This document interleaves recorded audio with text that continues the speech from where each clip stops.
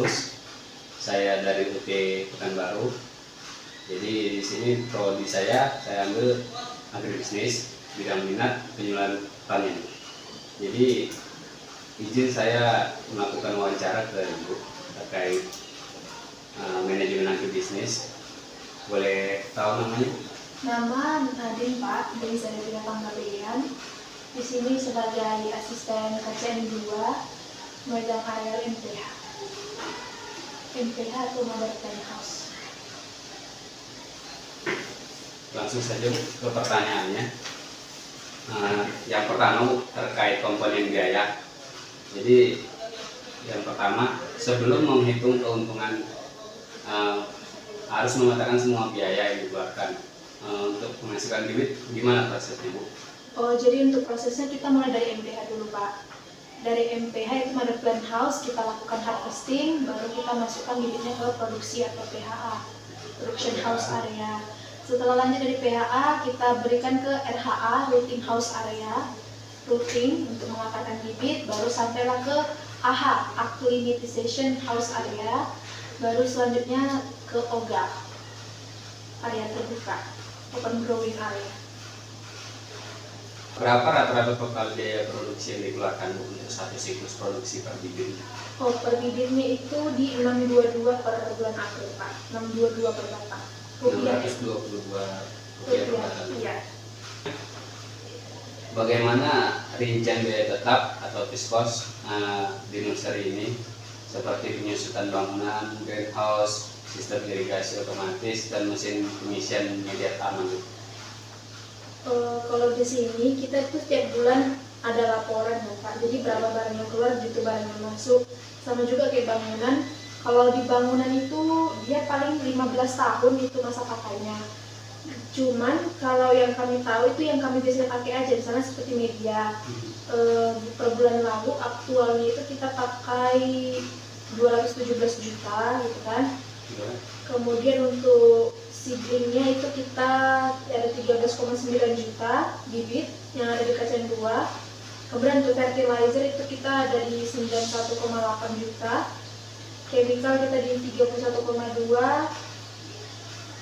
Dan operational support itu kayak operational support itu sama kayak mengganti plastik yang di greenhouse. Pokoknya mengganti plastik itu dengan misalnya kita yang kecil-kecil baterai, pena, buku, itu operational support itu 260 juta dalam bulan lalu gitu. Dalam bulan lalu? Iya. Bagaimana rincian biaya variabel meliputi pembelian benih, eksplen kultur jaringan, media tanam atau pokoknya, pupuk, pestisida, serta upah tenaga kerja harian? Ini apakah misalnya kayak dalam sebulan, Pak? Biaya dalam sebulan? Iya, dalam sebulan. Kalau per bulan lalu itu kita pakai media sebanyak 112 kilo, itu uangnya 217 juta.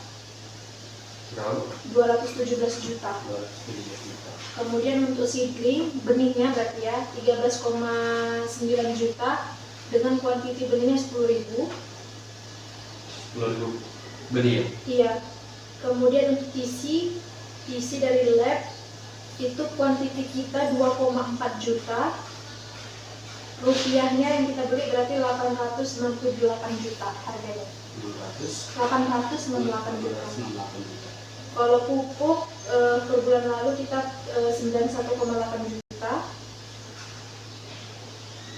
Chemical atau pestisida, pupuk apa ya Pak? 31,2. Ya. Kalau labor cost kita bulan lalu pakai 1,5 miliar. 1,5 miliar. Iya. Komponen biaya apa yang memiliki persentase terbesar, paling dominan dalam proses pembibitan di KCN? Pemakaian pekerja sih Pak, labor cost. Itu yang paling tinggi ya. Iya. Berikutnya terkait output produksi dan sistem nilai jual itu. Yang pertama, bagian ini menggali bagaimana kapasitas produksi dikonversikan menjadi nilai ekonomi. Jadi kapasitas produksinya untuk dihasilkan menjadi nilai ekonominya. Berarti untung nggak gitu ya Pak? Iya. Jadi kami itu kan ada budget ya Pak, budget versus aktual. Memang secara aktual kita itu over rata-rata, cuman yang paling tinggi itu overnya di labor cost.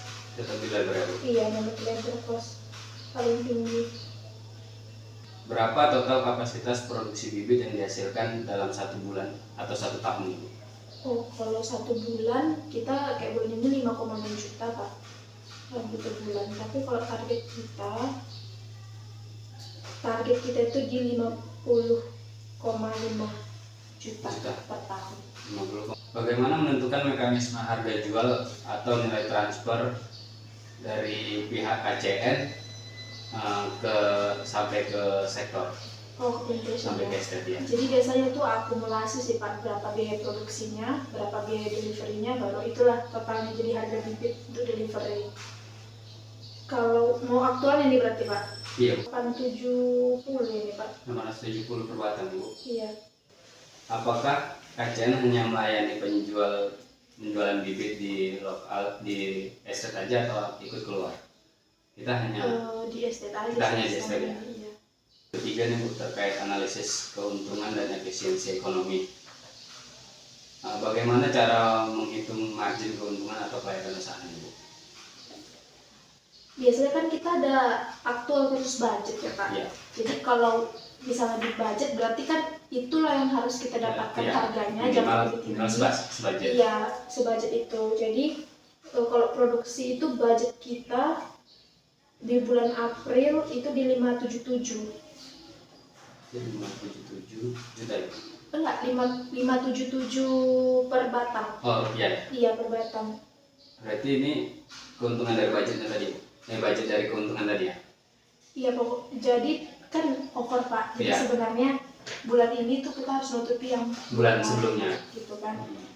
Ya inilah budgetnya 577, sementara aktual kita di 622 per batang. Itulah. Kalau terkait rata-rata keuntungannya Bu, berapa yang ditargetkan manajemen per batangnya?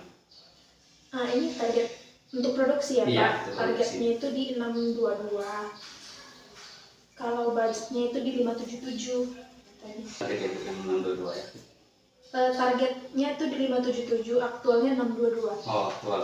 Aktualnya 622. 622 ya. Tapi ini sebenarnya nggak sepenuhnya karena apa sih Pak? Karena kita juga ada kenaikan harga listrik kan. Iya. Jadi listrik itu sekarang dibebankan sama KCN 2. Oh. Kan otomatis kayak misalnya bibit dari lab, dari TC, Iya. otomatis kan lonjak naik tuh Pak, Iya. mahal. Nah, makanya bisa jadi over, kenapa kayak jauh kali tuh kan dari 577 ke 622. Nah itu salah satu impact yang paling besar di electricity ya Pak, 50%. 50% dari listrik ya Bu? Iya. Selama ini kan kita nggak ada dicaskan. Selama ini nggak pakai genset? Enggak, cuma pas mati lampu ya, cuman selama ini nggak ada dicaskan ke biaya produksi tuh Pak. Oh. Kayak ya udah gratis aja gitu kan. Air juga sama, tapi sekarang listrik, air dicas sama kita ya. Terkait bib tadi nih Bu, kira-kira berapa nilai bibnya dari satuan unit ataupun satuan mata uang lah? BEP itu apa Pak? Break even point ya, jadi titik impasnya Bu. Jadi antara modal dengan yang keuntungan dengan hasil jual. Saya nggak kurang tahu tuh kalau itu. Kurang tahu. Nanti sama akunnya ya Pak. Siap. Yang itu. Berikutnya Bu, terkait tren keuntungan atau efisiensi biaya beberapa periode lah Bu, atau beberapa bulan lah kan. Apa terjadi peningkatan atau tetap standar gitu? Dia di produksi itu peningkatan biaya yang agak besar itu di Februari deh Pak. Februari itu kita sampai di 750, sementara budgetnya di 592. Ini ada trennya. Dari Januari kan, Yeah. pas di budget baru muncul lagi naik melebihi dari budget, tapi masih nggak terlalu over. Cuman di Februari kita yang paling agak menaik. Iya. Apa Bapak perlu angkanya Kak? Angkanya aktual versus budget dari Januari sampai Boleh Mas saya minta. terkait resiko kehilangan pendapatan atau mortalitas. Jadi yang pertama, dalam pembibitan ini tingkat kegagalan atau keuntungan bersih gimana Bu? Mempengaruhi enggak gitu? Dengan pendapatan kita? Iya. Oh enggak sih. Enggak ya? Enggak. Cuman anggota bisa kan Pak? Iya. Kan Bisa ke pekerja juga. anggota bisa, karena kan kalau nggak salah saya itu kontraktor itu ada fee tambahan kayak fee bonus lah gitu setiap bulan. Kalau produksi sama delivery ke plantation itu dapat. Biasanya ada dapat mereka pesan berapa. Itu pun saya kurang tahu berapa, cuman ada dapat bonus gitu. Tetap ada ya? Iya. Untuk rata-rata persentasenya Bu, tingkat mortalitas kematian bibit atau kegagalan tumbuh dalam selama proses ini.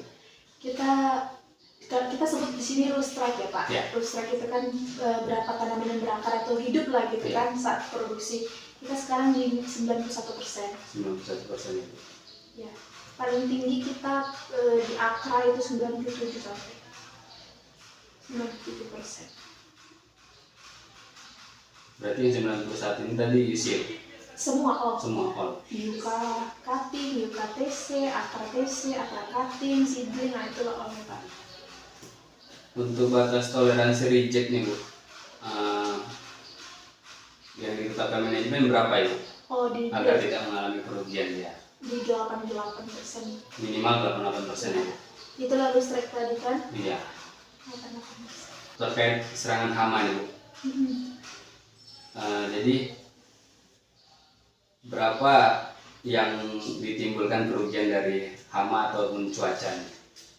Oh, kalau itu ini maksudnya dalam angka Bapak atau Persentase juga boleh.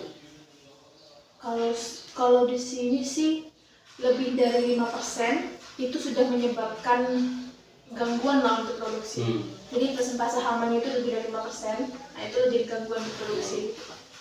Berarti sekitar 95% lah ya yang Iya, yang standar dulu. 94 lah harusnya. 96. Karena 95 kan masih terganggu, 5% kan udah terganggu. Ya. Jadi 96 lah baru yang oke kan gitu. Ya Bu, mungkin terkait mata kuliah manajemen agribisnis gitu. Terima kasih saya ucapkan. Oke Pak.